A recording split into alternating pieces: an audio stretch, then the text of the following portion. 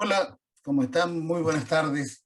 Un gusto de reunirnos nuevamente para esta quinta sesión del curso de insuficiencia cardíaca desde la prevención hasta la falla cardíaca, donde hoy discutiremos cuál es el rol de la cirugía en pacientes con insuficiencia cardíaca.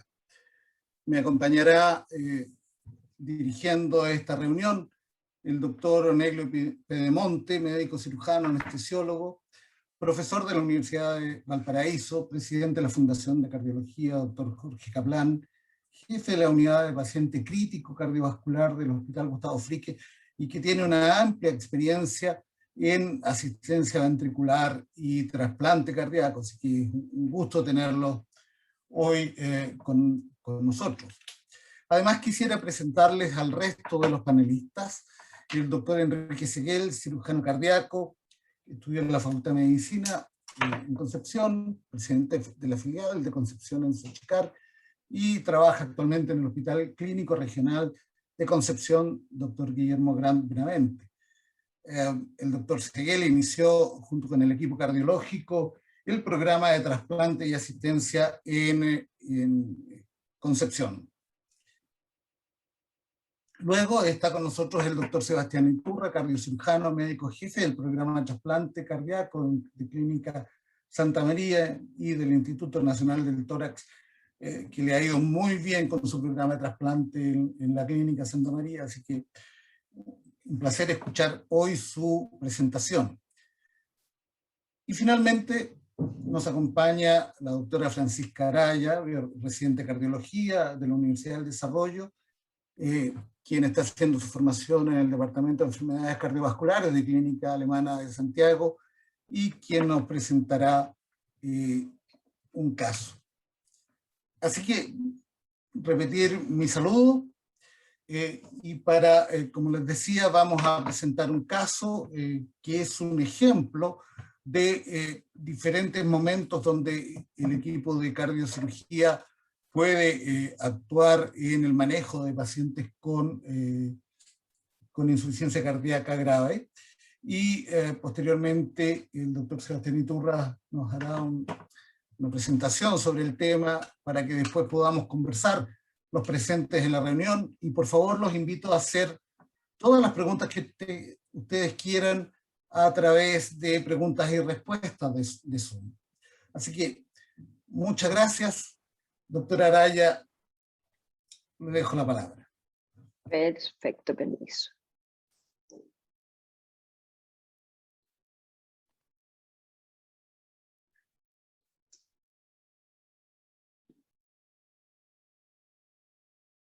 Ahí, bueno, vamos a empezar. Muchas gracias, doctor. Bueno, yo hoy día les voy a presentar un caso clínico de un paciente, un hombre de 40 años, que como antecedentes era diabético, obeso, grado 2, con un trastorno depresivo mayor, y que había tenido una hospitalización reciente en marzo del 2021 por un infarto con supradesnivel del ST, que dentro del estudio habían destacado una coronavirografía sin lesiones significativas, y que por ende se había diagnosticado como un diagnóstico de trabajo, más que nada un BINOCA. Durante esta hospitalización se describe una alta carga de extrasístoles ventriculares y una troponina ultrasensible que llegaba hasta 400. Durante esta hospitalización, bueno, este es el electro que tenemos, donde vemos un ritmo sinusal, ¿no es cierto?, 55 latidos por minuto, que tenía una conducción AV normal con un leve retardo de la conducción intraventricular y un ascenso del ST tanto en V1 como en AVR, que además se acompañaba de un infradesnivel del ST que principalmente era de pared lateral, que lo podemos ver en D1 ABL y de B4 a B6, ¿no es cierto? Estas son las imágenes obtenidas. Aquí podemos ver, bueno, primero que todo, el par esternal largo. Podemos ver unas paredes que se describen un poco hipertróficas, y tanto en el 4 cámaras como en el subcostal podemos ver una fracción de eyección que está levemente disminuida, que en ese momento se cuantificó de alrededor de 45%, y donde no se describían trastornos de la motilidad segmentaria. En este contexto, bueno, el paciente evolucionó estable dentro de esa hospitalización, y dado también el momento de contingencia nacional en que estábamos ya en la segunda o tercera ola del coronavirus, se decidió dar de alta al paciente con una orden de resonancia magnética ambulatoria que lamentablemente no se alcanzó a realizar. Y el paciente reingresa aproximadamente 3 semanas después por un cuadro similar, donde destaca que en el electro no habían cambios con respecto al que les mostré hace un par de diapositivas, y las troponinas persistían elevadas en niveles bastante similares a los cuales había sido dado de alta, y con un ProNP que también destacaba bien elevado alrededor de 4.000. En ese momento obviamente se repitió el ecocardiograma, donde podemos ver en el mismo eje parasternal largo, que también se ven las paredes hipertróficas, pero con algo que se ve una caída importante de la contractilidad, que después en el 4 cámaras, bueno, y después por el biplano, se calculó como una fracción de eyección de alrededor de 35%. Pero aquí por lo menos en la visualización se puede ver una disminución francamente significativa. Después de todo esto se decide hacer la resonancia magnética, en donde aquí podemos ver una secuencia de cine, en donde ahí podemos ver, bueno, un 4 cámaras, un 3 cámaras, 2 cámaras y un eje corto respectivamente, en donde lo que se describe es una severa dilatación del ventrículo izquierdo y de la aurícula izquierda, con una disfunción del ventrículo izquierdo que era severa, y una disincronía en la punta del ventrículo izquierdo, y que todo esto mostraba una hipoquinesia que era más bien difusa, pero más marcada en el septum, donde se veía aquinesia, donde lo podemos ver también en el eje corto. Si pueden mirar en la imagen que está ahí. Y además había un trastorno de la motilidad segmentaria en la pared libre del ventrículo derecho, asociado también a un poco de derrame pleural. Aquí podemos ver una secuencia que es basada en el T2-TIR, donde podemos ver más que nada edema o inflamación. Y aquí quiero que vean la imagen en donde, bueno, el tejido miocárdico normal se ve gris, y las partes que se ven con hiperseñal, es decir, edema, se van a ver más blancas. Y aquí podemos ver donde el edema estaba principalmente a nivel del septum interventricular. Y aquí tenemos una imagen T1 de realce tardío, donde podemos ver un realce tardío tanto septo-basal, que era bastante extenso y llegaba a ser transmural, y también un realce tardío en la pared libre del ventrículo izquierdo, en donde esto era claramente una distribución no isquémica, y todos los elementos apuntaban a una miocarditis. Con todo esto, con la rápida progresión que había tenido a partir del momento en que se presentó inicialmente en marzo, se decidió hacer una biopsia endomiocárdica. Aquí podemos ver los cortes en la imagen del lado derecho. Podemos ver en los extremos donde se ve miocardiocito con características normales, pero donde en la imagen del centro hay un gran infiltrado bastante celular, que se ve bastante inflamatorio, y que al hacer un zoom podemos ver que esta alta celularidad se constituye principalmente de linfocitos, y que también hay un par de eosinófilos, y esas imágenes que están en el centro son unas células gigantes multinucleadas que al sumar todos estos elementos, la verdad que podrían haber un par de diagnósticos diferenciales, pero al sumar todos los elementos del caso, finalmente se diagnosticó una miocarditis de célula gigante. En ese momento se inicia inótropos con inmunosupresión, que aquí fue la elección del levosimendan, con un pulso de corticoides y ciclosporina y acetoprina. Sin embargo, el paciente evolucionó con una alta carga de arritmias ventriculares, con un ritmo sinusal lento de base, en donde aquí podemos ver extrasístoles ventriculares polimorfas, que a veces estaban en pares, incluso en tripletas, y hasta bigeminado, y que si podemos ver que hay un par de complejos sinusales metidos entre medio de este electro, en donde se mantenían las alteraciones de la repolarización descritas inicialmente. Y eventualmente el paciente comienza a presentar varios episodios de taquicardia ventricular. Aquí podemos ver una taquicardia ventricular monomorfa, que fue sostenida, que requirió de cardioversión, en donde probablemente el origen estaba en la pared lateral alta del ventrículo izquierdo. Con todo esto, la verdad que fue evaluado por electrofisiología. En este momento el paciente estaba en otro centro, donde se notó que las extrasístoles ventriculares aparecían sobre todo cuando había un ritmo sinusal lento de base, y en ese momento se decidió adelantar un poco la instalación del desfibrilador junto con el marcapasos bicameral.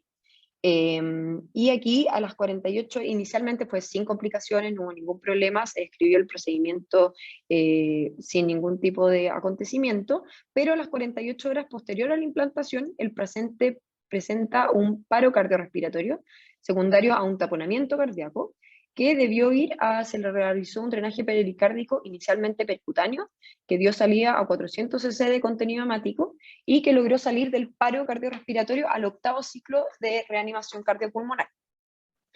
Aquí inicialmente anduvo bien, pero rápidamente presentó una obstrucción del drenaje donde se tuvo que hacer una toracotomía de urgencia, se instaló un nuevo drenaje pleural que dio salida a 500 cc nuevamente, y en este momento es donde el paciente evoluciona con un shock cardiogénico profundo que requirió tanto de altas dosis de noradrenalina, adrenalina y vasopresina, y es donde aquí el equipo de este centro decidió activar la solicitud de ECMO, donde entró nuestro equipo de cardiocirugía.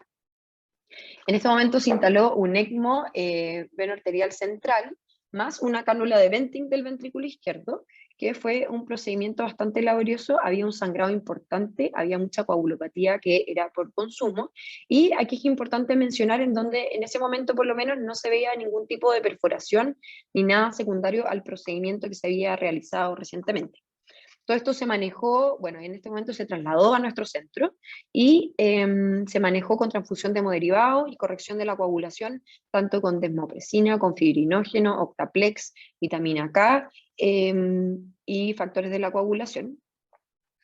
Y en este momento se logró un poquitito más de estabilidad hasta que se decidió hacer la reexploración quirúrgica, en donde se vio que había un sangrado de la anastomosis de la cánula de Dacron y la aorta, que se trató con un parche pericárdico y se instalaron drenajes mediastínicos, y la verdad es que por lo menos en este momento el paciente evolucionó sin nuevos episodios de sangrado, pero su principal problema en este momento fue una gran inestabilidad eléctrica, donde presentaba muchas taquicardias ventriculares y taquicardias supraventriculares conducidas con aberrancia, en donde se trató modificando la programación del marcapasos, se inició beta-bloqueo, bombas de infusión de amiodarona y bombas de infusión de procainamida. Con esto llegó una relativa estabilidad eléctrica y se intentaron allá al día 30 del ECMO, se hicieron pruebas de Winning, pero la verdad es que fueron sin éxito y por lo tanto se decide instalar un dispositivo de asistencia biventricular, que en este caso fue el Centrimac. Con esto el paciente evoluciona favorablemente y hasta que el día 15 se logra la extubación y se inicia la rehabilitación cardiovascular. Aquí tenemos, bueno, una fotografía donde podemos ver que el paciente estaba con su traqueostomía, pero la verdad que estaba despierto, estaba conectado, movía las 4 extremidades, empezamos a hacer un poquitito también de rehabilitación, y aquí en la foto de la derecha podemos ver nuestro Centrimac con las cánulas de asistencia biventricular. Sin embargo, el paciente después evoluciona con múltiple intercurrencia infecciosa, donde debe ser reintubado, y presenta un síndrome inflamatorio finalmente con un hilo abdominal, que se realizan imágenes que confirman finalmente una isquemia intestinal, y lamentablemente debido a las múltiples intercurrencias en el día 75 de la hospitalización, el paciente fallece acompañado de familiares.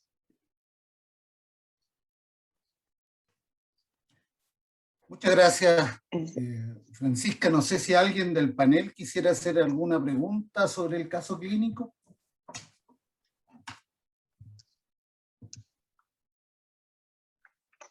De no ser así, gracias, y continuamos entonces con la presentación del doctor Iturra para después poder conversar un rato. Sebastián, te dejo la palabra. Sí.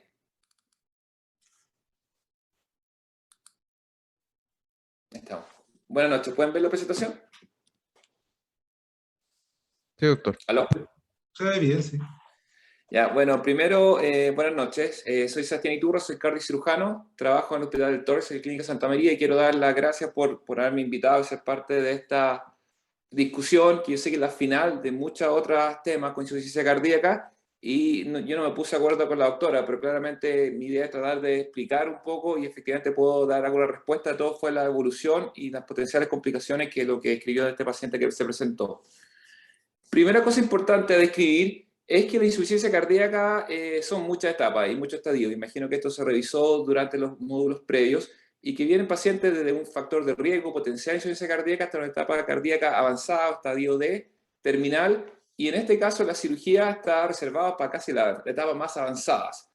Y en ese caso es un poco lo mismo que trata de mostrar acá, que inicialmente la insuficiencia cardíaca es un manejo médico, un manejo cardiológico, que posteriormente están dispositivos, que mucho va a ser la parte eléctrica, electrofisiología, y la cirugía sería el tope del grupo bien seleccionado de pacientes que finalmente llegan a este tipo de tratamiento. Con respecto a diferentes temas, yo creo que voy a tratar de dividirlo un poco para simplificar la presentación. Es un tema que la cirugía coronaria en pacientes con mal ventrículo, y se define con fracción de eyección del menor de 35%. Primero, que todos los grandes estudios que nosotros analizamos, que comparan cirugía con tratamiento médico, cirugía con angioplastía y angioplastía con tratamiento médico, tienden a excluir pacientes con mal ventrículo. Entonces son grupos muy seleccionados de pacientes. Y esto hay un trabajo histórico que el Stitch Trial, que trató de tener esta respuesta, que fue un estudio randomizado de más de 1.200 pacientes, que fue pacientes con mal ventrículo. Ahora, este estudio ha sido bien criticado, primero que fue muy difícil poder conseguir este número de pacientes, y que el manejo de este paciente no se estudió nunca la viabilidad, y si eran muy sintomáticos también se excluyeron, por lo cual hubo una selección importante que obviamente se refleja en los estudios, en los resultados. Pero los resultados de pacientes que van a manejo médico versus cirugía, la mortalidad fue similar. Ahora, este grupo de pacientes se siguieron por más de 10 años, esto fue publicado en New England en el año 2016, y a 10 años cuando se ve el endpoint compuesto de mortalidad y rehospitalización por algún problema cardiovascular, la cirugía sí se le beneficiaba, pero la mortalidad pura, aislada, no hubo gran diferencia entre el grupo médico versus cirugía. Entonces, cuando uno enfrenta a un paciente con enfermedad coronaria y mal ventrículo, yo creo que todo se basa en planificación.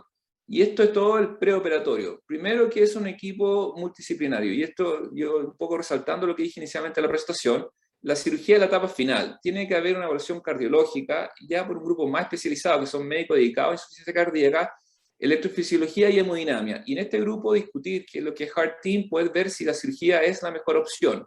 Yo creo que es súper importante mostrar viabilidad en este corazón, que fue lo que el Stitch Trial le excluyó inicialmente, o no se hizo. Y otra cosa que para nosotros como cirujanos es muy importante, que tenga adecuados lechos quirúrgicos. Esto habla de que si yo mando sangre a ese corazón, el corazón efectivamente va a tener posibilidades reales de poder recuperar su función ventricular.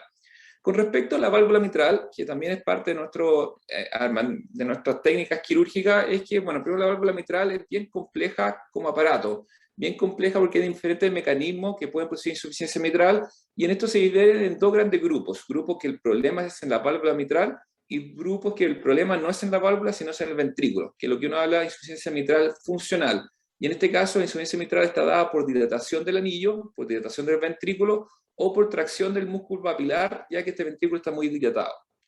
Con respecto al tratamiento de insuficiencia mitral, hay tres grandes líneas, y todo esto siempre basado en tratamientos farmacológicos, dilatadores, diuréticos, y en estos pacientes que eventualmente el tratamiento farmacológico no es suficiente, uno plantea que ya sea la reparación, reemplazo, que es una prótesis biológica, lo que se ve en esa foto, y por último lo que es percutáneo, y lo que se define, o que ha tenido más desarrollo, es el clip mitral o mitral clip.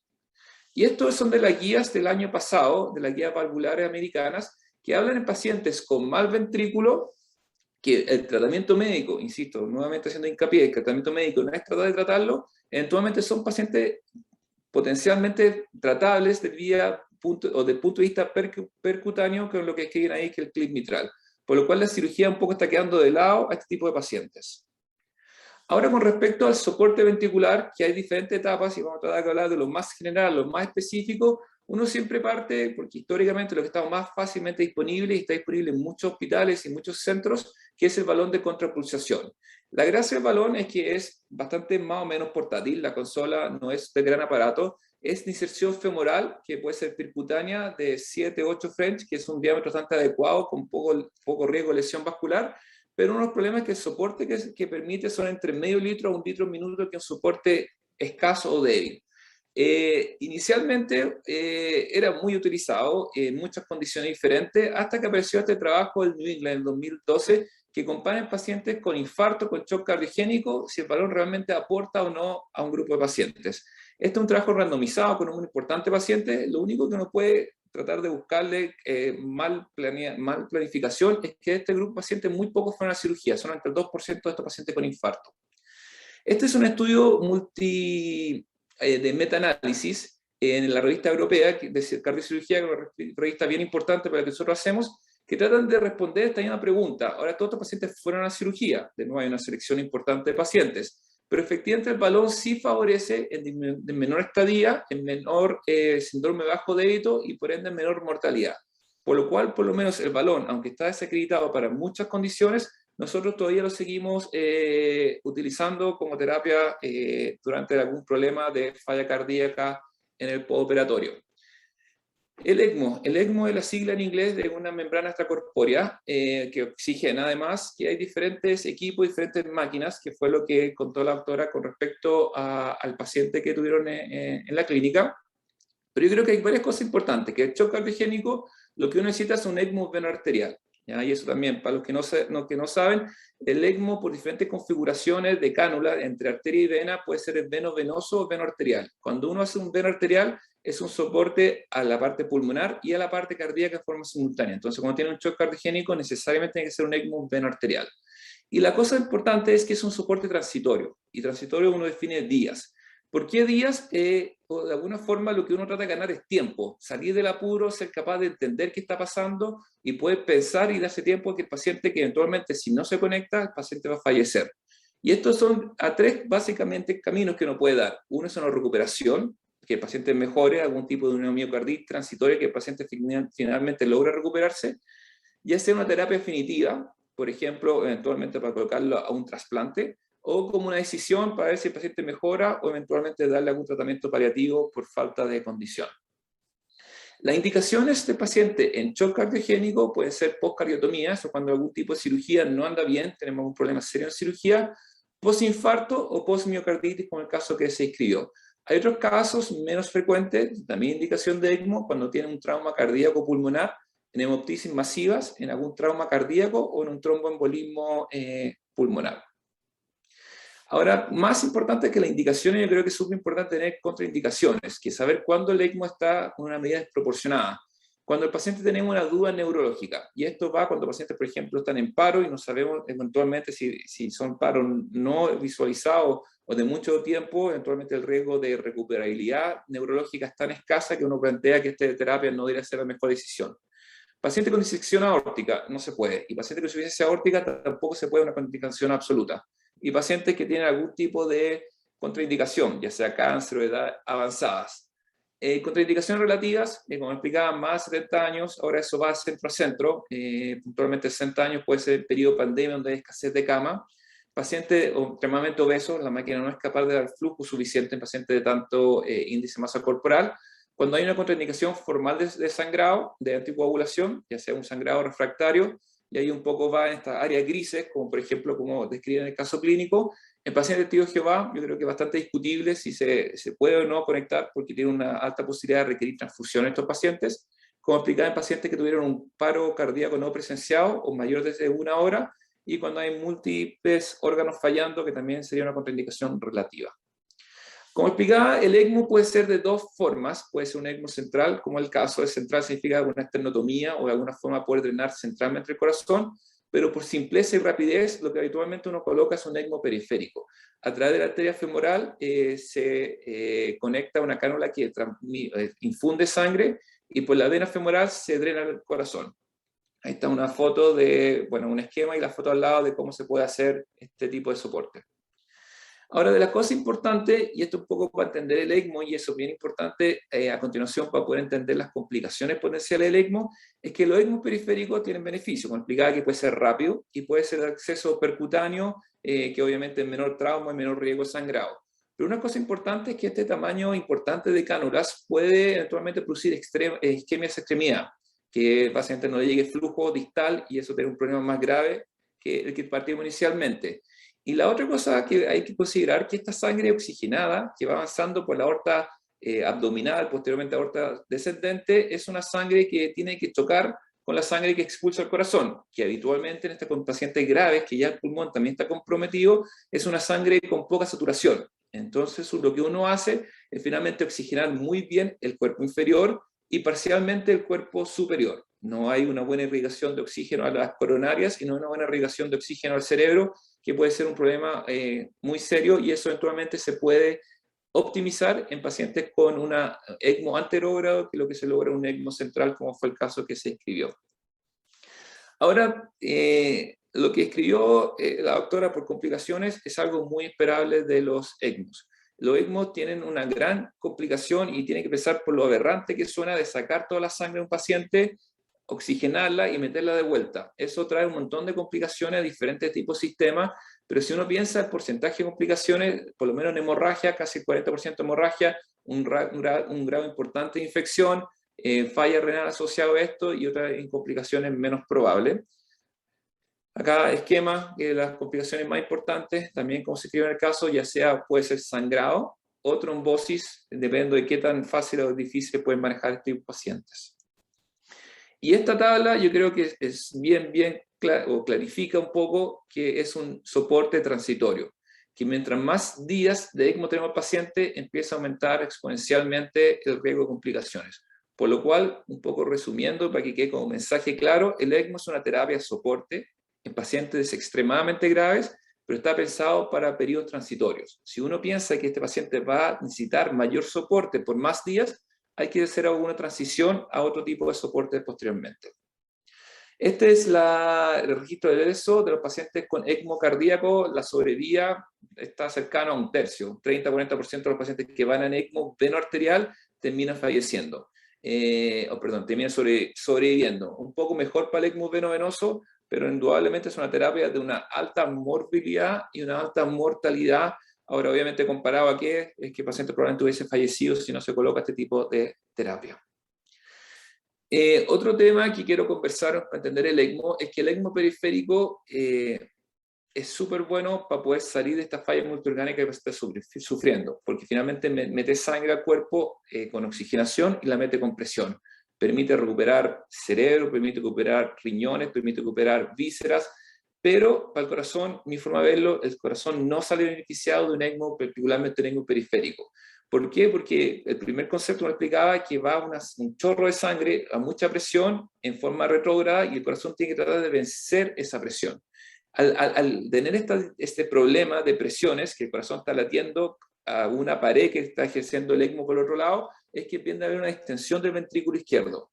Para eso se han creado diferentes terapias para poder evitar la distensión. Uno, como se explicó en el caso, es poder drenar el corazón del lado izquierdo directamente, o también está este desarrollo de diferentes tipos de terapia que en Chile está disponible en Impela, que es a través de una cánula femoral, como se escribe en el esquema, en el dibujo. Uno avanza una cánula que cruza la válvula aórtica, que permite sacar sangre del ventrículo izquierdo y posteriormente infundirla a la válvula aórtica. De alguna forma está descomprimiendo el ventrículo izquierdo.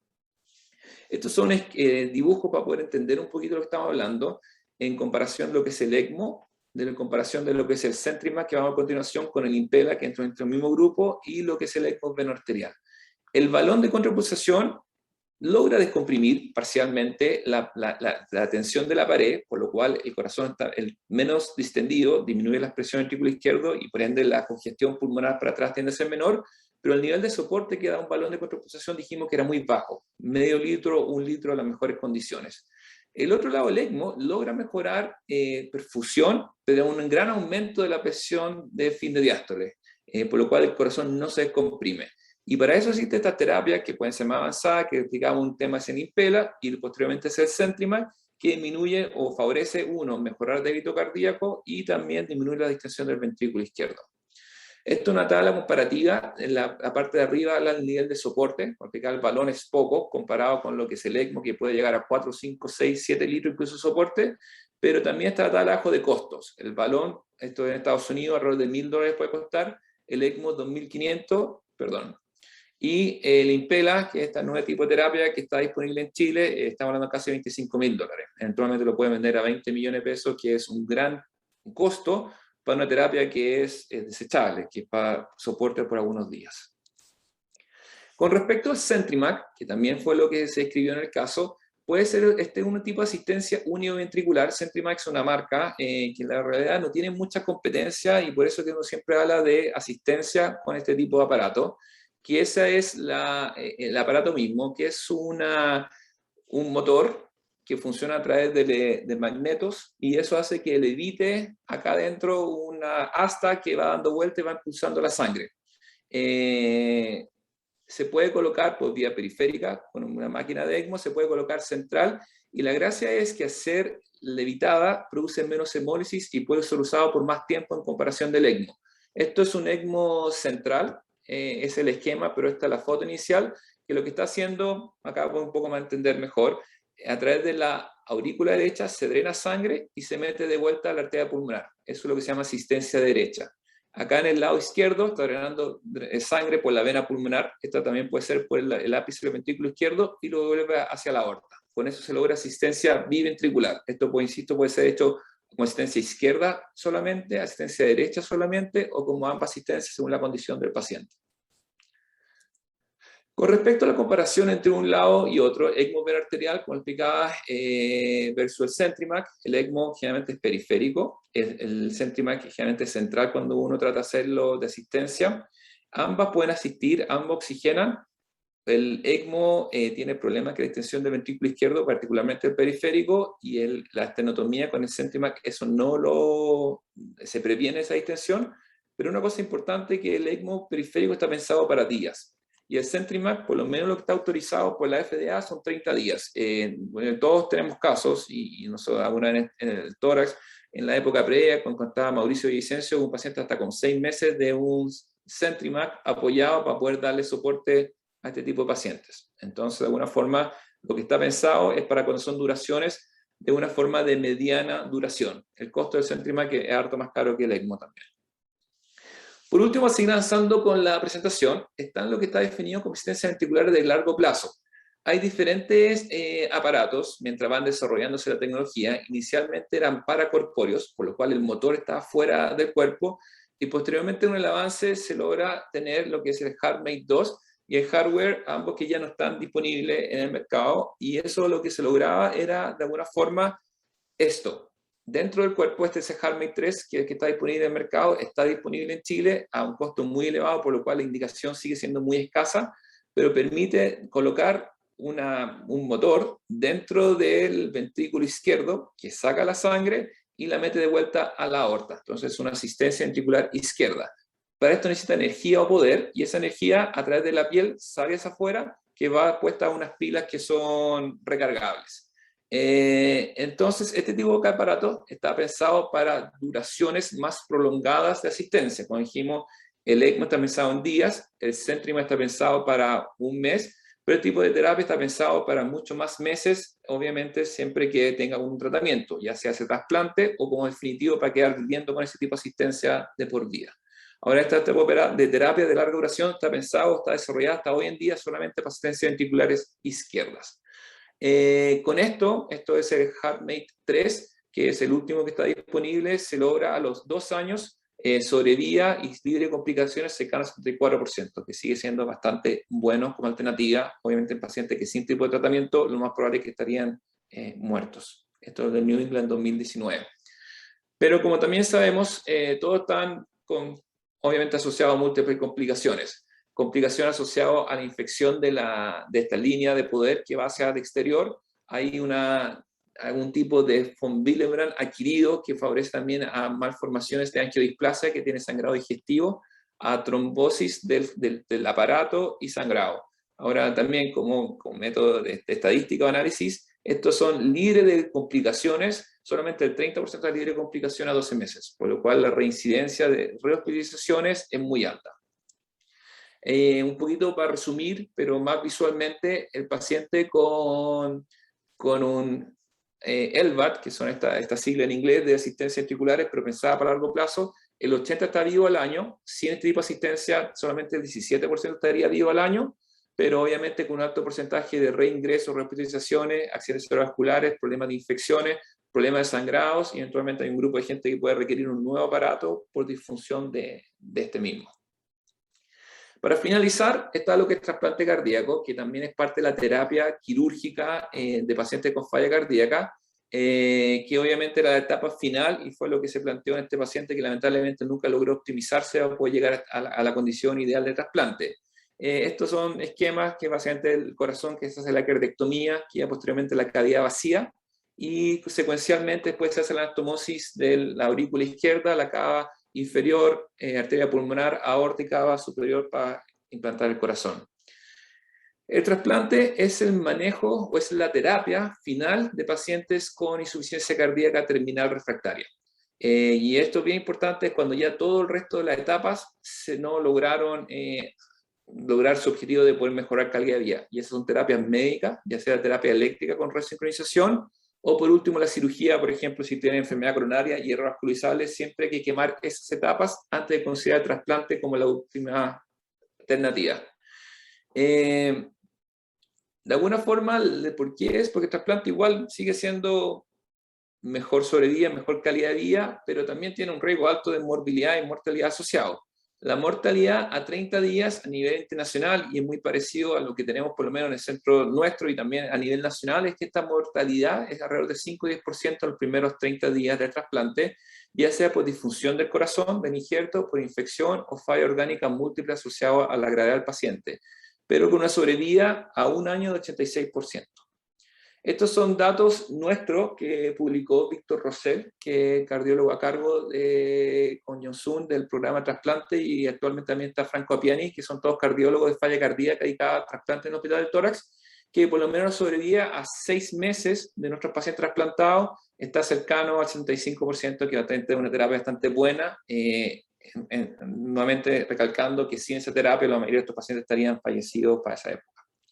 Como resumen, como conclusión, es que la insuficiencia cardíaca, insisto, es un manejo multidisciplinario, que son varios actores, los cirujanos somos parte, pero somos la parte final de pacientes que ya hubo muchas etapas que finalmente no lograron recuperarse, que el ECMO es un soporte que logra salvar vidas en situaciones extremas, pero es un soporte transitorio con una alta mortalidad, que hay mucho avance de los ELVAS, de esta asistencia de larga duración, que han sido beneficiosos en mostrar sobrevida y mejora de síntomas. Y el trasplante cardíaco hasta hoy en día, yo a mi forma de personal, en mi forma de verlo, es que es el tratamiento final de elección en pacientes con insuficiencia cardíaca terminal, siempre que no haya una contraindicación hacia el trasplante. Eso, muchas gracias.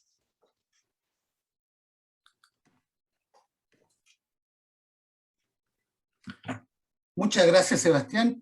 Quisiera darle la palabra a Oneglio para que comencemos la conversación y discusión del tema. Bueno, en primer lugar, felicitar a los dos expositores, muy claras las exposiciones, muy bien resumidas por Sebastián, muy bien presentado por la doctora Araya. Y claro, llaman la atención varias cosas. Yo creo que nos vamos a referir un poco a lo que es asistencia ventricular, más que a la cirugía que pueden reemplazar al trasplante en caso de disfunción ventricular severa. En caso de asistencia ventricular, como el caso que presenta la doctora Araya, primero de señalar que un paciente joven, en segundo lugar, que es una causa no tan frecuente, por lo menos en la experiencia vivida en los últimos años, de miocarditis, aunque se describen extensamente en la literatura casos de miocarditis, que en algunos casos tienen recuperabilidad, ¿no? Pero lo que me llama a mí la atención, y pongo énfasis, es que es un paciente joven, porque en definitiva tenemos las herramientas, creo yo, para, de la misma forma que usted lo hizo el grupo de ustedes, de poder recuperar a estos pacientes. Y yo quiero hacer una mención a una cosa más amplia, porque yo trabajo en el sistema público, con la asistencia ventricular ya hemos trabajando 30 años, y yo creo que había un avance muy significativo. Sebastián lo ha presentado muy bien, pero casos como este tendríamos que tener la capacidad, tanto del sistema público como del sistema privado, de poder que estos casos puedan acceder a terapias que en este momento existen. Y para eso sí hay que organizarse, creo yo. Y probablemente hay que implementar una política pública con centros que tengan capacidad de trasplantar pacientes, que tengan, por supuesto, una unidad de paciente crítico cardiovascular, que tengan dispositivos de asistencia de corto, mediano y largo plazo, porque duele perder este tipo de pacientes, y yo estoy seguro que mientras hablamos acá, la concurrencia, que veo que son 200 los participantes, se han visto en la encrucijada de qué hacer con estos pacientes en un lugar donde no tienen las mismas posibilidades que la clínica alemana, o en Concepción, o en nuestro propio hospital. De tal manera de que decir que hoy día existen alternativas que permiten recuperar pacientes a corto plazo. Me llama la atención del caso, doctora, va a entrar al caso mismo de asistencia ventricular, que para nosotros, bueno, hace unos 10 o 12 años, nosotros publicamos un caso de recuperar un paciente vía ECMO vena arterial, Centrimac y posteriormente trasplante cardíaco, que fue exitoso hace unos 12 años. Pero nosotros también estamos convencidos, tal como lo dice el doctor Iturra, que el ECMO veno arterial es una asistencia ventricular de corta duración, por las razones que le explicó. Así que no sé si el doctor Iturra quería precisar algunos detalles técnicos, pero sería bueno señalar qué tipo de venting hicieron, porque tengo entendido que hicieron un ECMO veno arterial. La situación ameritaba eso porque había un taponamiento cardíaco, había que hacer una esternotomía, por lo tanto ameritaba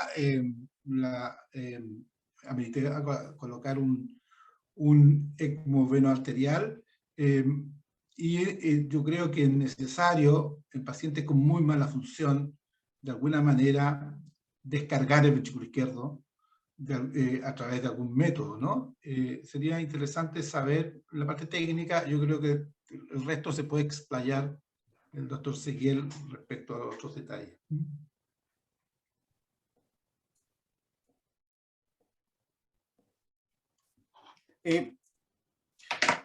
Bien, no sé si quieren contestar esta pregunta, Sebastián o Enrique, en relación a por qué es un VENT, primero, porque no todo nuestro público lo conoce, y por qué en el caso de un ECMO central uno podría recurrir a este tipo de coayuda al ECMO. Bueno, como explicó muy bien Sebastián, a quien felicito por su presentación, igual que a la doctora, el ECMO, cuando se instala, implica que va a haber flujo a través de la arteria aorta, que es retrógrado hacia el corazón. Y por lo tanto, si este flujo, mientras más soporte tenga, va a hacer que la válvula aórtica permanezca cerrada.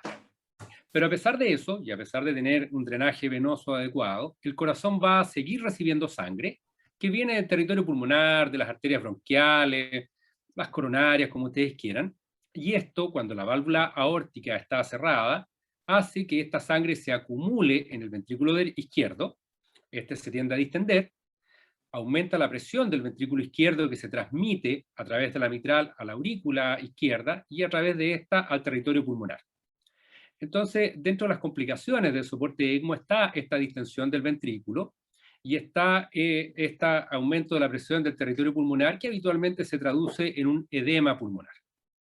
Para subsanar esto, entonces, tenemos que buscar algún método para vaciar o descomprimir el territorio izquierdo, y para eso los cirujanos utilizamos lo que llamamos VENT o una cánula de descompresión, que puede ser instalada a través de la vena pulmonar izquierda en la aurícula izquierda o a través directamente de la punta del ventrículo izquierdo.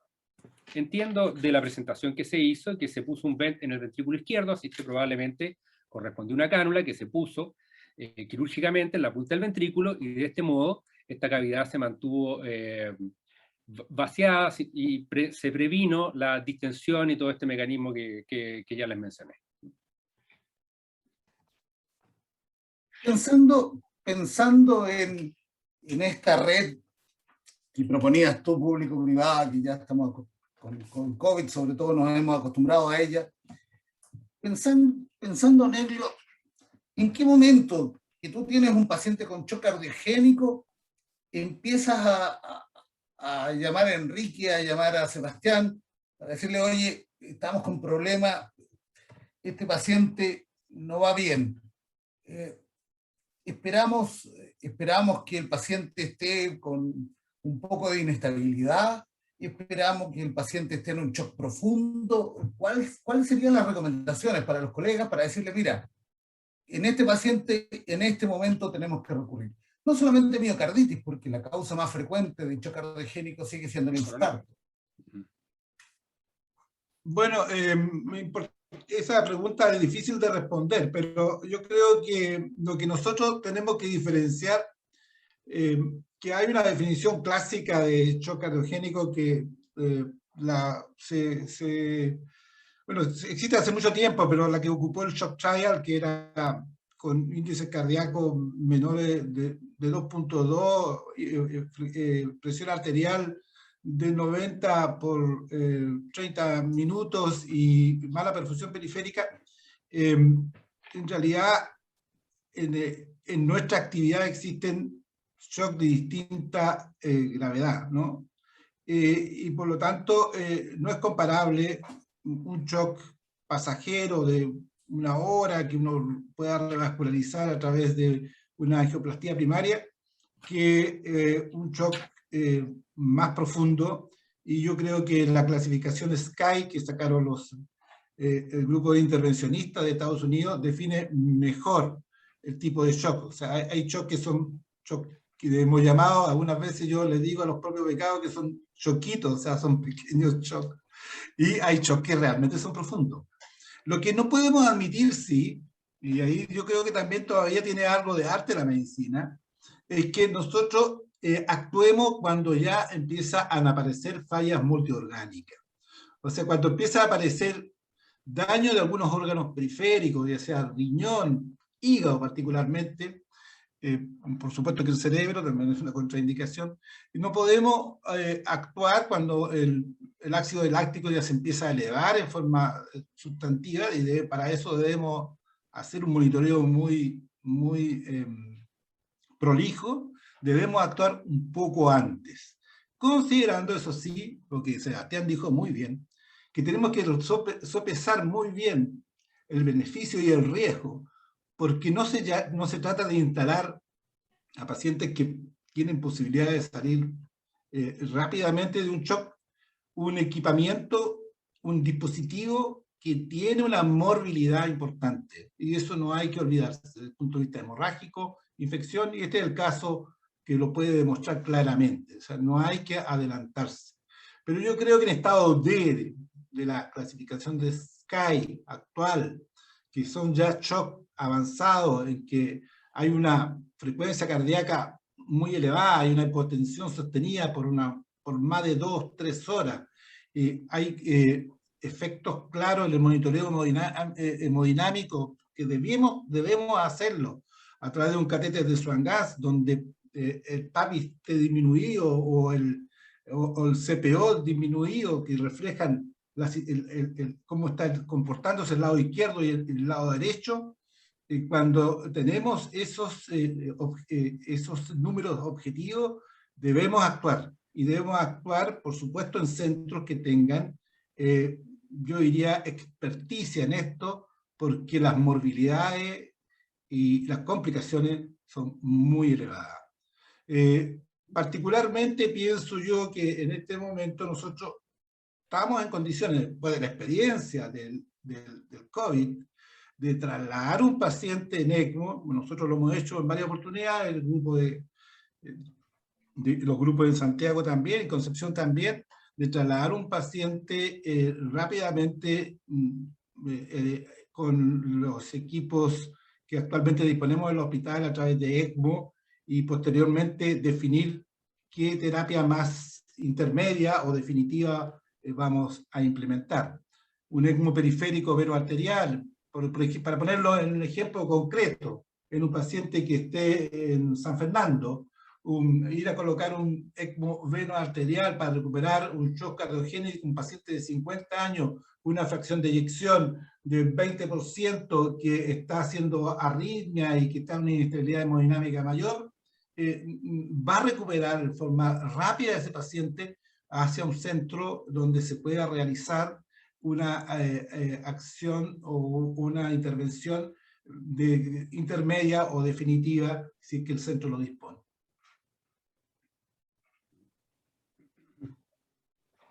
Estás con el micrófono Enrique, apagado. perdón, tú querías. Sí. Sí, muy breve.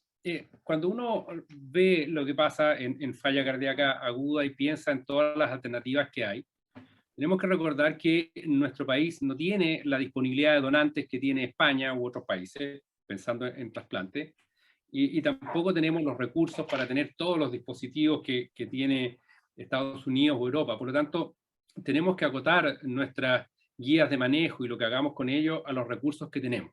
Así que yo creo que una cosa muy importante es que como país y cada uno de los centros tengan protocolos de manejo que permitan ir etapificando en qué momento hay que ir implementando qué terapia de asistencia y hacia dónde derivar el paciente. En segundo lugar, tenemos que pensar, tal como hizo Neglio, en que un país como el nuestro tiene que tener algunos centros de referencia que tienen unidades de manejo de insuficiencia cardíaca, tanto crónica como aguda, y buscar la forma de que los centros en los cuales los pacientes van haciendo esta falla cardíaca aguda puedan derivarlo.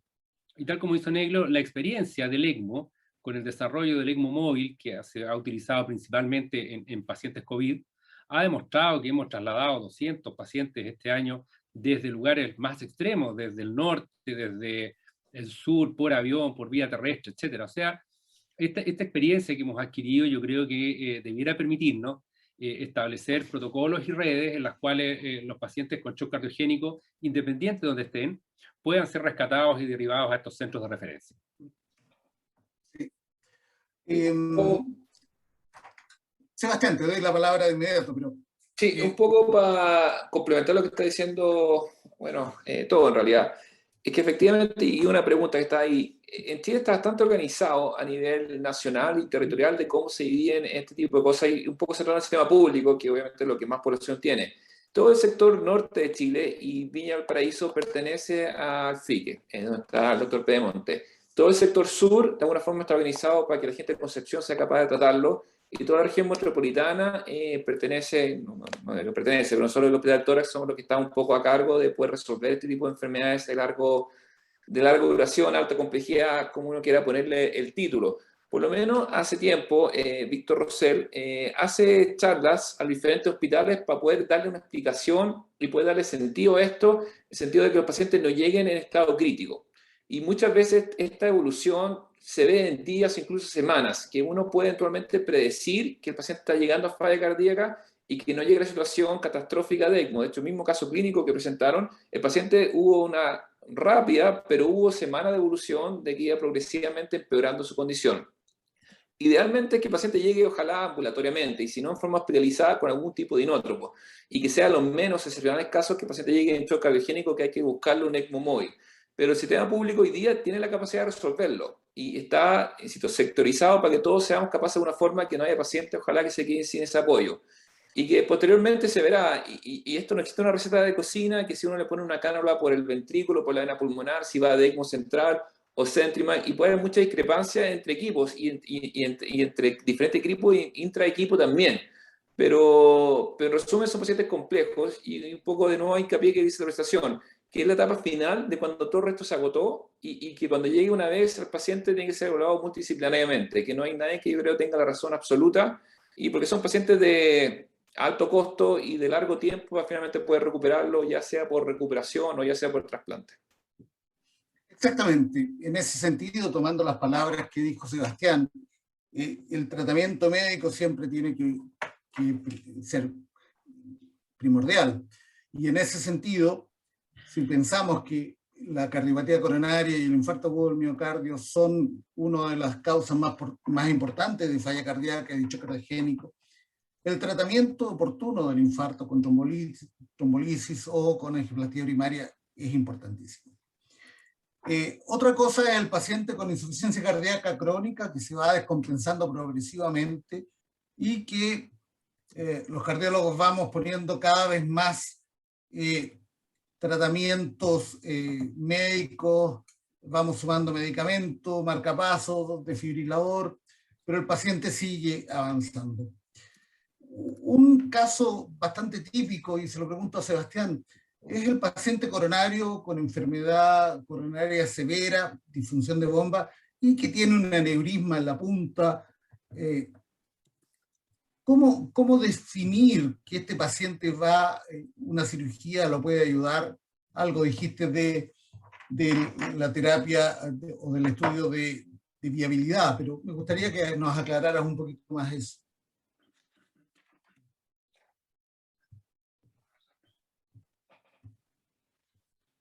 Tienes apagado el micrófono, Sebastián.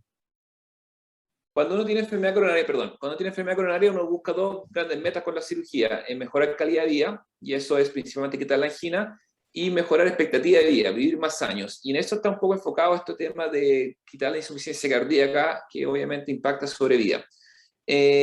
Con respecto a bypasses, si uno hace bypasses en territorios no viables, de alguna forma es un conducto perdido. Ese territorio no viable, una cicatriz que haga lo que uno haga desde el punto de vista de irrigación, ya sea percutáneo o ya sea quirúrgico, no hay forma de poder recuperar ese tejido. Por eso es bien importante estudiar viabilidad, y esa viabilidad parte desde un electro. Por ejemplo, si uno ve un electro de una onda Q, es poco probable que sea viable. Ecocardiográficamente, obviamente uno trata de diferenciar lo que es aquinesia de hipoquinesia, pero siempre cuando hay esta área de crisis, uno se va a estudios más sofisticados, desde el estudio de algún tipo de viabilidad con ecodobutamina, ya sea con cintigrama, y por último, con la misma foto que mostró la doctora, que era muy buena con respecto a la resonancia. Son todos estudios que eventualmente se complementan para ver si un paciente es candidato y si hay algún tipo de revascularización. Ahora, siempre teniendo en mente que siempre es mejor hacer todo lo posible para recuperar corazón que llegar a estas etapas terminales de falla cardíaca.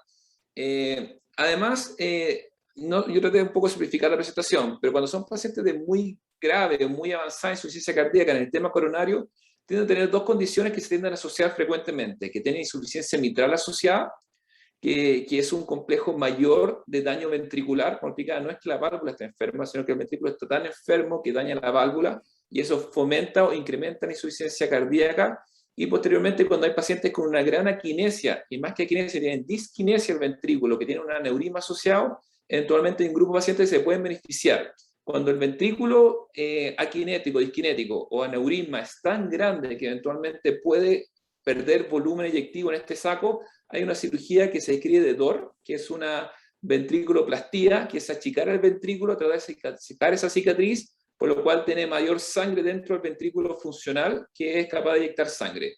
Ahora, son todas cirugías que van aumentando el riesgo, van aumentando la mortalidad del procedimiento, y ahí de nuevo este mensaje multidisciplinario de poder ver si el paciente se beneficia de tipo de intervención versus simplemente manejo médico y eventualmente ir hacia un rumbo de asistencia o trasplante de largo plazo. Gracias. Enrique, me preguntan, ¿cómo es el manejo de la anticoagulación en estos pacientes donde la sangre va a circular por sistemas de membrana? Bueno, efectivamente los pacientes deben quedar anticoagulados, y el anticoagulante de primera línea es la heparina. Los pacientes que van a estar en ECMO o que van a estar conectados a un Centrimac, en que, tal como ustedes vieron, la sangre va a circular por estas mangueras, que a pesar de que tienen distintos tipos de recubrimiento, son trombogénicas, atrapan factores de coagulación, destruyen plaquetas. Esto pasa además por filtros, por la rotación, etc. Así que los pacientes quedan con heparina en infusión continua, con objetivos de TPA que están entre los 50 y los 60 segundos. Esto indudablemente trae aparejado las complicaciones propias de la anticoagulación. Hay algún grupo de pacientes que se puede complicar con trombocitopenia relacionada con heparina, y ahí hay que buscar alternativas. Dentro de las alternativas se han ocupado medicamentos como los anticoagulantes, las heparinas de bajo peso molecular, se ha ocupado se me fue el nombre ya, un medicamento que estaba acá y que ahora ya no está. Vivalutrida. Gracias. Y para los pacientes que quedan con sistemas de asistencia de larga duración, que eventualmente se van a la casa, esos pacientes quedan con anticoagulación oral, sola o asociada a aspirina o algún otro antiplaquetario. Gracias, Enrique. Sebastián, me preguntan, ¿cuándo tú decides una asistencia ventricular izquierda o cuándo decides la asistencia biventricular? Bueno, esto es un poco de aprendizaje que uno va viendo por haber estado expuesto. A mí me tocó estar en Estados Unidos y es justo en el momento que había mucho boom de la asistencia ventricular izquierda, que son esta asistencia de larga duración, que en su momento era hardware y HeartMate, que hoy día está por diferentes razones de resultados, solamente HeartMate 3 disponible. Y obviamente este tipo de asistencia está solamente destinado para pacientes del lado izquierdo. No existe logísticamente, aunque se ha tratado de hacer en forma anecdótica, es solamente asistencia ventricular izquierda. Y la verdad es que uno va aprendiendo que muchas veces el ventrículo derecho no es que falle porque esté malo por sí solo, sino que el izquierdo indirectamente está perjudicando ese ventrículo derecho. Entonces, muchos pacientes con algún grado de asistencia, ya sea logrando bajar esa hipertensión pulmonar, asistencia con inótropos, logran aguantar tener asistencia solamente izquierda. Ahora, en un caso de una miocarditis, es muy raro que sea una miocarditis aislada de un ventrículo izquierdo nomás. Por eso puede ser que efectivamente la biventricular, como se escribió la doctora Araya, yo creo que puede haber sido la única opción. El problema es que mientras más mangueras y más hoyos uno hace en las cavidades cardíacas, es mayor riesgo de todo, mayor riesgo de sangrado, mayor riesgo de infección, porque hay más aparatos que están saliendo por la piel, mayor riesgo de trombosis, porque efectivamente no es lo mismo que la sangre salga a cierta presión que la sangre del lado derecho, y eso todo empieza a aumentar de nuevo el riesgo de mortalidad. Pero todo es un criterio que uno va evaluando y no sé, de alguna forma, de los pacientes que nos tocó trasplantar este último año en la Santa María, 2 pasaron por asistencia ventricular izquierda aislada nomás. Pero gente, o en el hospital tórax, son pacientes que están más avanzados, más deteriorados, probablemente requieren esta asistencia biventricular por llegar a la etapa más avanzada de su enfermedad. Siempre hablar de estos aparatos, de estas máquinas, resulta muy entretenido.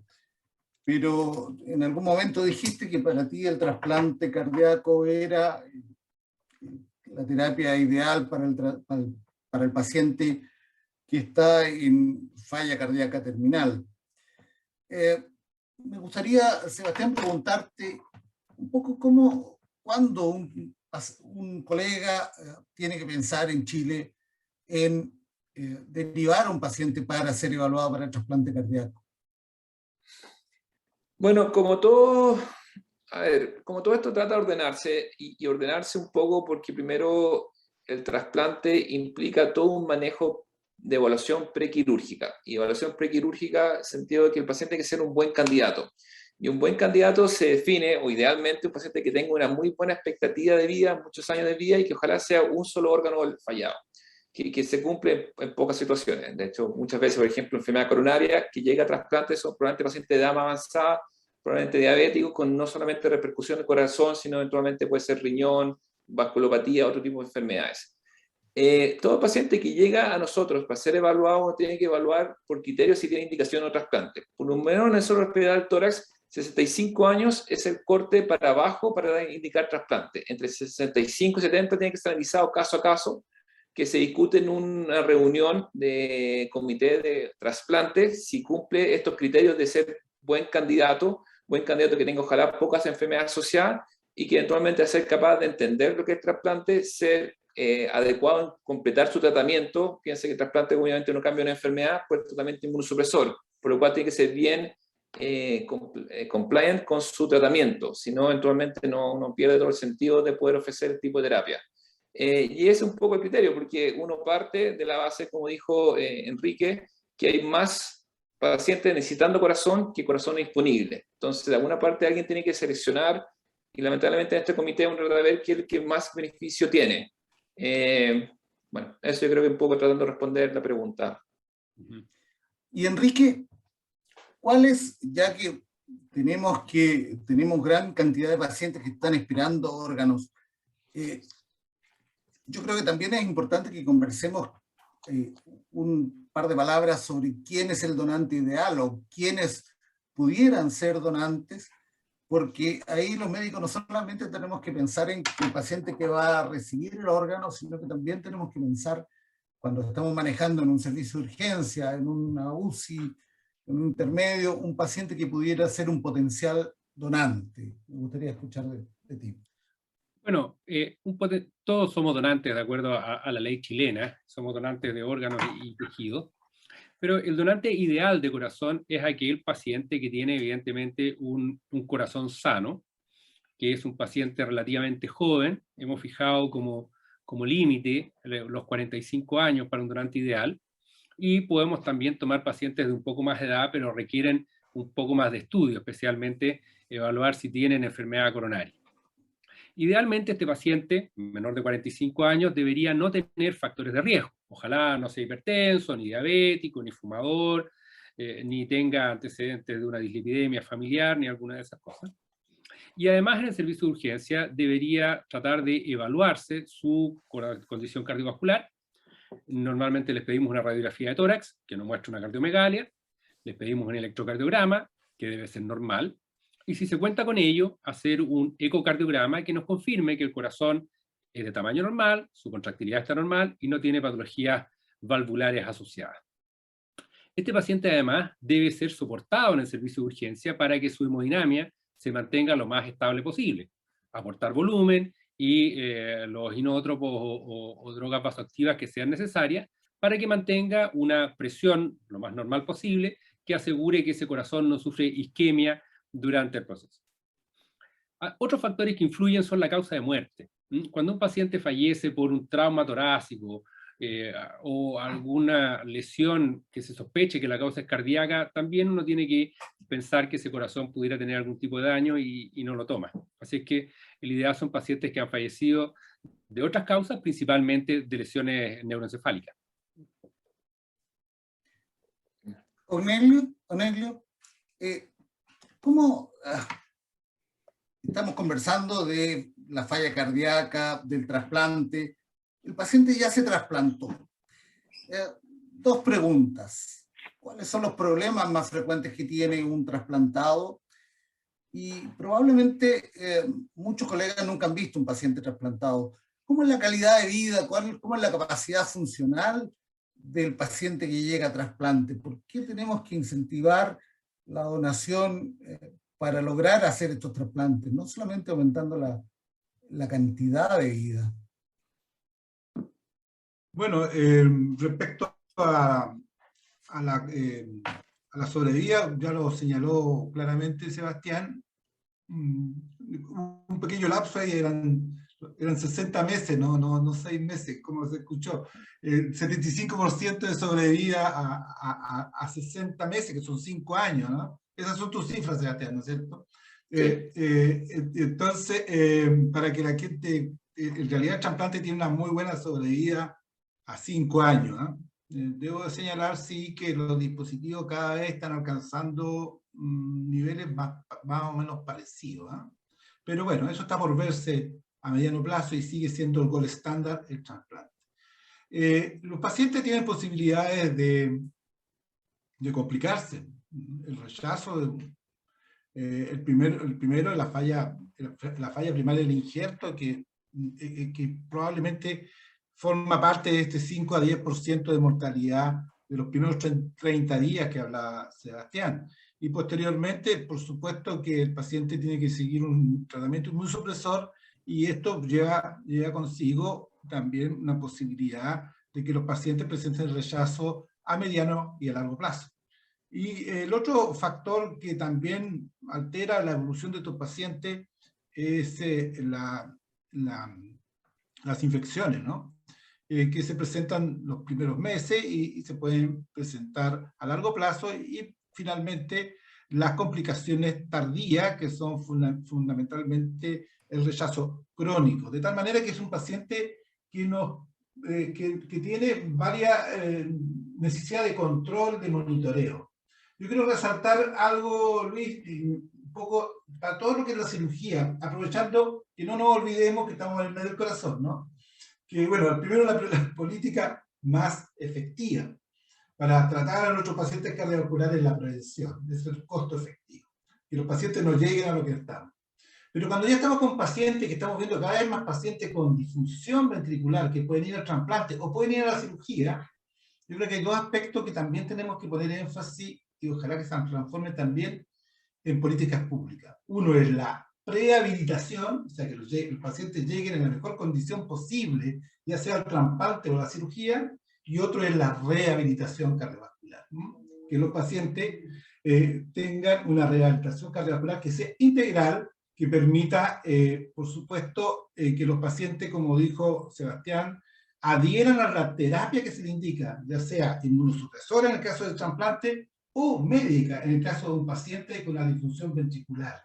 Y eso tiene que hacer cambiar un poco el switch de ese paciente. Y si esto no es una intervención integral donde participen un equipo multidisciplinario de psicólogos, nutricionistas, kinesiólogos, terapeutas ocupacionales, yo creo que todos estos esfuerzos que hacemos, y eso se lo decimos a los colegas que nos están escuchando, porque ellos van a manejar estos pacientes, todos estos esfuerzos que hacemos, si no hay una buena adherencia a la terapia, si no hay un cambio de switch de los pacientes, si no hay una adecuada rehabilitación, está perdida. De tal manera que también debería transformarse en una política pública que estos pacientes puedan asumir un cambio de vida, por una vida de hábitos saludables, en que obviamente está el ejercicio, la buena alimentación y la adherencia a tratamiento y a control médico. Sí, es muy bonito y estimulante ver a los grupos de pacientes trasplantados, porque la verdad es que con el tiempo ellos se van rehabilitando y se van reintegrando a sus vidas en forma normal. Sabemos que la gran mayoría de los pacientes van a estar en capacidad funcional 1 y asintomáticos a 5 o 10 años, y que en este minuto la mayoría de los datos internacionales y también nacionales nos están diciendo que la vida media de un paciente trasplantado está en 12, 13 años. No quiere decir que van a vivir 13 años, quiere decir que a 13 años tenemos el 50% de los pacientes vivos. Si pensamos que la sobrevida de un paciente con insuficiencia cardíaca avanzada está alrededor de 50% a 6 meses, es un éxito terapéutico. Obviamente que trae ciertas complicaciones. Sebastián, te dejo la palabra, sí. No, para agregar de lo mismo que estás comentando, en el tórax existe una agrupación de trasplantados, que son ellos, motivados, no, nada, simplemente se juntaron, y ellos mismos van al hospital, traen regalos para Navidad, hacen desayunos para los pacientes que están esperando en el policlínico, de alguna forma están agradecidos por todo lo que se hizo, y tratan de expresar a los pacientes que están esperando, y de alguna forma es que efectivamente les cambia la vida, les cambia, insisto, no solamente vivir más años, sino mejor calidad de vida, y eso lo expresan mostrándole devolviendo el favor a los otros pacientes que están esperando. Enrique, ¿cuál es tu experiencia ya en Concepción, que ya partieron con el programa? Bueno, nosotros partimos con el programa el año 2017. A la fecha llevamos 18 trasplantados. Partimos con mucho ímpetu. Hicimos 3 trasplantes el primer año, 3 el segundo, 6 el tercero, y llegó el COVID, y ahí paramos igual que todos los programas. Así es que el año pasado y este año solo elictamos y trasplantamos pacientes en estatus de urgencia, lo que sin duda es un sesgo porque no son los pacientes normales de un programa de trasplante. Lo ideal es que nosotros tengamos por lo menos la mitad de los trasplantes o más en pacientes en estatus 2 o que se han estudiado en forma crónica. En ese contexto nuestra experiencia ha sido bastante positiva. Como todos hemos tenido algunas complicaciones y tuvimos un paciente que falleció en agudo por una disfunción del injerto. Tuvimos un paciente que falleció a los 3 meses de trasplante por una hemorragia intracerebral. Y tuvimos un paciente que falleció a los 2 años por el rechazo tardío, digamos. Es un rechazo humoral que se manifestó por arritmias ventriculares. Después hizo un bloqueo, le pasó un marcapaso, empezamos a estudiarlo y finalmente hizo una muerte súbita. Los otros 15 pacientes están vivos en capacidad funcional 1, así que estamos muy contentos con la experiencia. Y esperamos que ahora que la pandemia empieza a bajar y las camas críticas se empiezan a desocupar, volver a retomar el programa con los pacientes más crónicos para volver a hacer trasplantes. Y esto es una necesidad. Exactamente. Sebastián, me gustaría dejarte la palabra para que nos hagas algún comentario que quisieras agregar sobre lo que hemos estado conversando la tarde de hoy. Bueno, primero yo felicitar a lo que mismo dice Enrique, que fueron capaces de desarrollar el programa de trasplante en Concepción, que básicamente abordando toda la región sur, que tengo claro lo difícil que puede ser partir un programa y posteriormente lo difícil que puede ser partir un lugar que obviamente no es Santiago, y eso yo siempre vivo todo mi vida en Santiago, entonces sé que es algo que claramente no es fácil. Y el doctor Pedemonte, que hasta el momento no ha mencionado nada, pero en el grupo de Viña fueron los que fueron capaces finalmente de desarrollar lo que es asistencia ventricular en el sistema público, de larga duración, que para fines prácticos avanzaron en décadas, cosa que ni siquiera podemos hacer hoy en día, con un número importante de pacientes, un número importante de experiencia que finalmente dio el hincapié de poder hacer asistencia ventricular, que hoy en día está un poco limitado por el alto costo que significa poner estos aparatos. Pero insisto, fueron capaces de hacer esto hace 5 o 10 años atrás, en un momento que era muy difícil a lo comparar a lo que era experiencia internacional, ya sea en Alemania o en Estados Unidos. Y eso es un poco a explicar que todo se puede hacer, y todo se puede, si uno le pone realmente interés, empeño, ya sea por desarrollo del centro académico, pero obviamente ayudar a un grupo de pacientes que por otra opción estarían muertos. Lamentablemente esta es una enfermedad que la gente se muere, pero efectivamente existen posibilidades reales de tratarlo, ya sea con todo este manejo de máquina, asistencia, cirugía y eventualmente trasplante como opción. Sí, no olvidemos que no solamente en asistencia ventricular, Viña del Mar fue el primer centro en el Hospital Naval en esa época, pero con el doctor Kaplan, el primer centro en Chile que hizo trasplante cardíaco, y fue muy pocos meses después del primer trasplante cardíaco del mundo, que lo hizo Christian Barnard en Sudáfrica. Enrique, ¿algún comentario, algún mensaje? Quiero retomar las palabras del doctor Pedemonte. Estamos en el mes del corazón, y uno de los pilares del manejo de la enfermedad del corazón es la prevención. Nuestro país y el mundo occidental ha ido peligrosamente yendo hacia malos hábitos. Caminamos poco, hacemos poco ejercicio, somos sedentarios, comemos mal, la gente fuma, la gente no se trata sus patologías crónicas, y eso sin duda se traduce en una mayor cantidad de enfermedades cardiovasculares que siguen siendo hoy por hoy la primera causa de muerte en nuestro país. Así que yo creo que uno de los principales mensajes que tenemos que dejar es que tenemos que cuidarnos y tenemos que educar a nuestra población para eliminar esos malos hábitos, para tratarlos mejor, para que ojalá algún día nosotros tengamos solo conversaciones sociales y entretenidas y no estemos hablando de pacientes y enfermedades. Ojalá esto algún día baje y nos dediquemos a otra cosa. Exactamente, don Elio. Bueno, continuando un poco lo que dice Enrique, no quiero ser pesimista, pero este año y medio de pandemia, en que hemos hablado solamente de COVID, tiene dos elementos que están jugando muy en contra a las enfermedades cardiovasculares. Uno, que mucha gente probablemente que permaneció en su casa, subieron de peso, fueron sedentarios y no asistieron a los controles médicos. De tal manera de que probablemente vamos a encontrarnos con una realidad una vez que se liberen las camas COVID y tengamos que atender a nuestros pacientes. Ya estamos viendo nosotros un número importante de pacientes que no han seguido los controles, que han subido de peso y que han llegado, insisto, con patologías bastante más avanzadas. De tal manera que este tema que estamos tratando, de prevenir la falla cardíaca a través de la cirugía, es un tema muy atingente porque estamos viendo pacientes con menos de 40 o menos de 35% de fracción de eyección que no se han controlado y que tenemos que asumirlo de acuerdo a lo que se ha señalado acá. Y también vamos a tener que asumir, por supuesto, los enfermos terminales, aquellos que no tuvieron acceso a un control adecuado, muchos abandonaron el tratamiento. Eso es la realidad del área pública, por lo menos.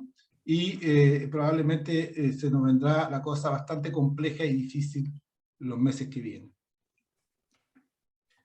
Bueno, hoy es la quinta sesión de este curso transversal de insuficiencia cardíaca, donde espero hayamos podido transmitir la importancia de la prevención dado que los factores de riesgo, la hipertensión y la diabetes son las principales causas de desarrollar la insuficiencia cardíaca. Y ustedes ven, acaban de escuchar, que el tratamiento de la enfermedad al final es duro, es complejo y son pocos los que logran llegar a estas terapias.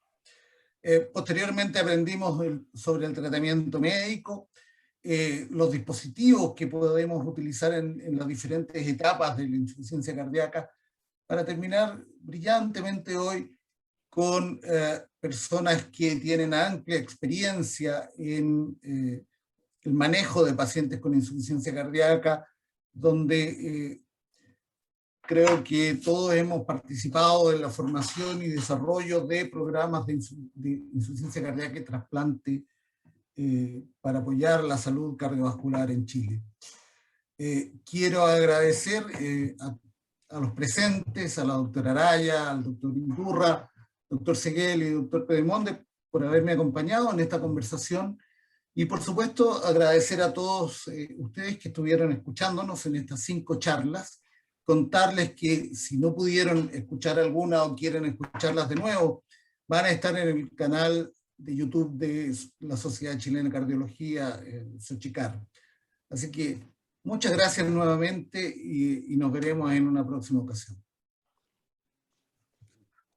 Gracias a todos. Adiós. Muchas gracias. Gracias. Que estén muy Chao. bien. Chao.